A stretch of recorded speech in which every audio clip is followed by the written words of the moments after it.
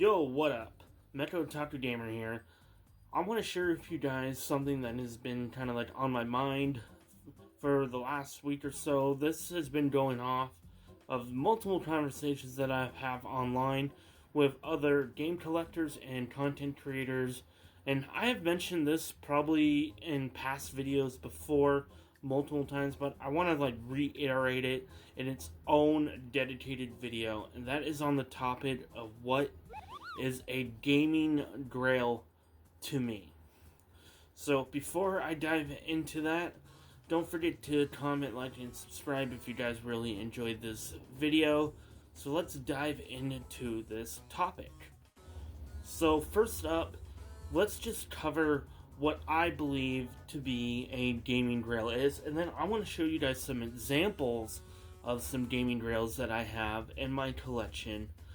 Now, a gaming grail is usually defined by a lot of people in the term of a holy grail being a video game that is super rare, super expensive, highly sought after, highly collectible, and that isn't really necessarily right, nor is it wrong. It is based off of people's opinions. My personal opinion, I feel like a gaming grail can be one of those super rare games, one that you are highly seeking for and are having a bit of a rough time trying to find it. There are multiple games that were like that for me, but none of them were truly grails.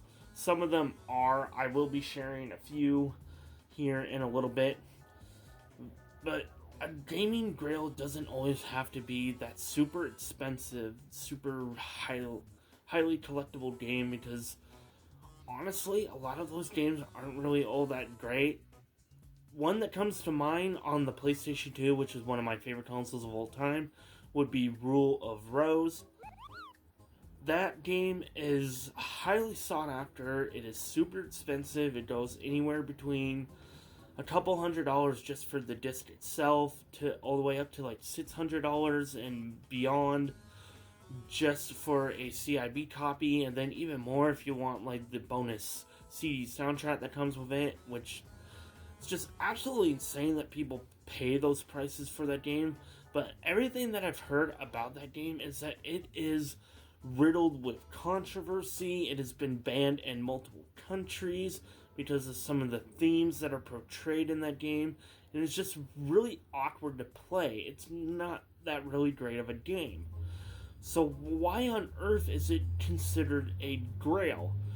Well, it's because people just automatically assume, oh, it's an expensive game, so it must be a holy grail.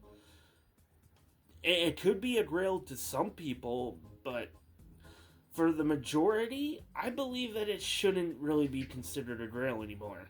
Same with other games that are super common, like Chrono Trigger. It's an expensive game, both on the DS and on the Super Nintendo. Both versions go for $100 or more, and it is considered a grail, but it is super common. It's an expensive game, don't get me wrong, but it's super common. And for me personally, that doesn't really necessarily mean that it should be called a grail.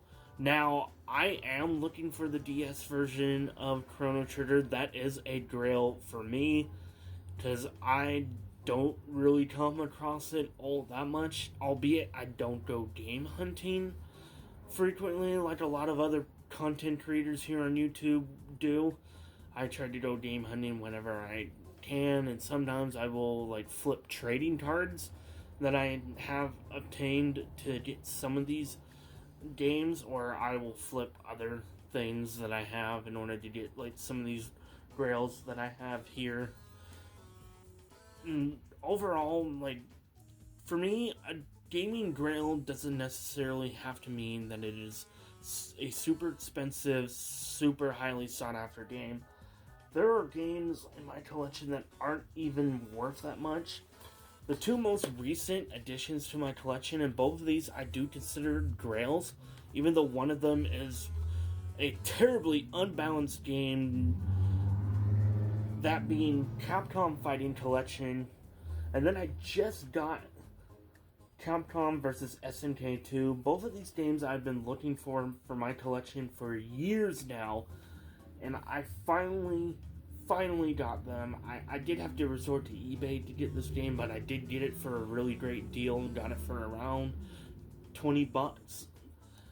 It doesn't have the manual, but that's not really too important to me. And then with Capcom Fighting Collection, I found it for around the same price at my local game store, so super happy to have that. And there are some other games in my collection, like Mega Man Legends, which I have loose. This is a grail to me, because I grew up with this game, and I did not have a copy in my collection for quite some time, and I was super happy to find this at Pinkarella in Capitol Hill in Seattle, Washington.